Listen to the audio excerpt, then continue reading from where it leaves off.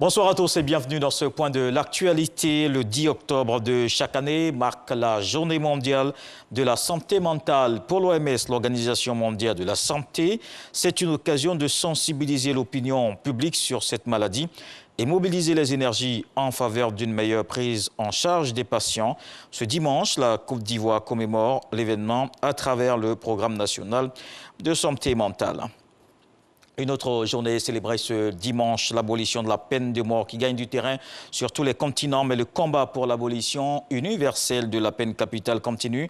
Un combat que le président Emmanuel Macron a annoncé vouloir mener samedi à la veille de la célébration de cette journée qui se tient tous les 10 octobre depuis 2003. Il a notamment annoncé que la France allait organiser une rencontre au plus haut niveau.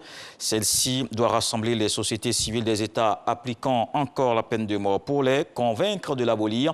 144 pays au monde ont cessé cette pratique. Ici en Côte d'Ivoire, 3 nouveaux quartiers et un village de la commune d'Anyama bénéficient désormais chacun d'un centre de santé.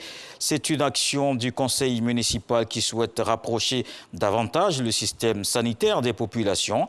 Ces nouveaux centres de santé sont équipés, dotés de forages et de groupes électrogènes.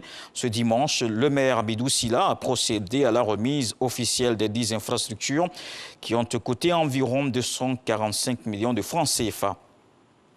Les populations du Djuablin se sont retrouvées ce samedi pour la cérémonie d'hommage au président de la République, Alassane Ouattara. Elles expriment leur gratitude au chef de l'État pour ses nombreuses actions de développement dans la région, des routes neuves, de l'électricité, de l'eau potable et des centres de santé réalisés dans plusieurs localités, ce qui vaut cette reconnaissance dont nous parle Emmanuel. Il y a 2 ans, à cette même place, le peuple du Djuablin rendait hommage au président de la République, Alassane Ouattara, pour ses nombreuses actions de développement au profit de la région et de la Côte d'Ivoire tout entière.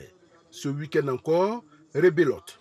Les populations avec à leur tête le roi du Djuablin, Nana Tigori Niamé, se sont retrouvées pour le célébrer à nouveau, tant ces actions de développement ne cessent de les impacter. Outre les infrastructures réalisées pour booster le développement de la région, les cadres de l'Indéné Djuablin sont promus à des hauts postes dans l'administration ivoirienne, notamment au gouvernement. Infinie gratitude à vous, Excellence Monsieur le Président, pour le nouveau collège de proximité. Merci à vous pour l'électrification de tous nos villages au taux de 98%. Merci à vous pour les centres de santé réhabilités ou bâtis. Merci à vous pour les pistes rurales rechargées et les ponts refaits qui facilitent l'évacuation des produits agricoles, sans omettre le bitumage en cours de la voie reliant Aïmblekro à Takikro et la rénovation de celle Aïmblekro-Bondoko.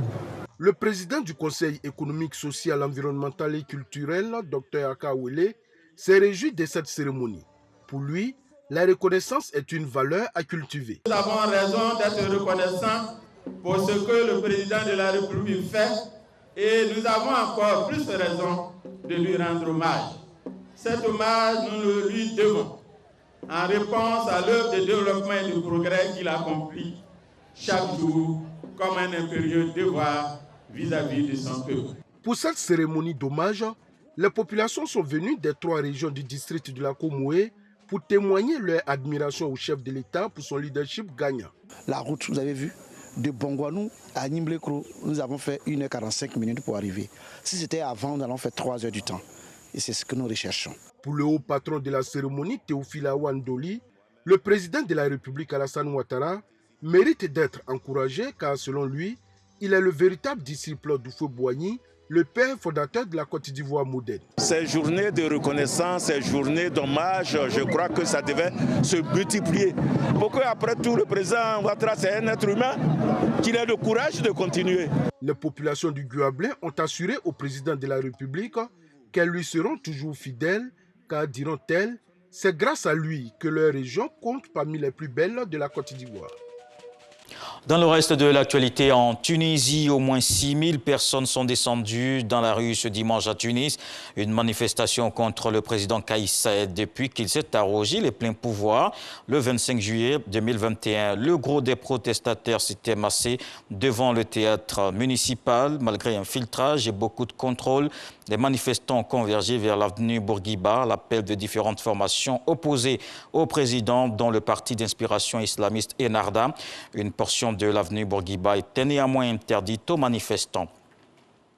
Un crash d'avion fait 16 morts. En Russie, l'appareil transportant des parachutistes civils s'est écrasé dans le centre du pays. 23 personnes avaient pris place à bord de l'avion de fabrication tchèque et s'est écrasé une vingtaine de minutes après le décollage, l'équipage ayant détecté une panne de moteur selon les autorités locales.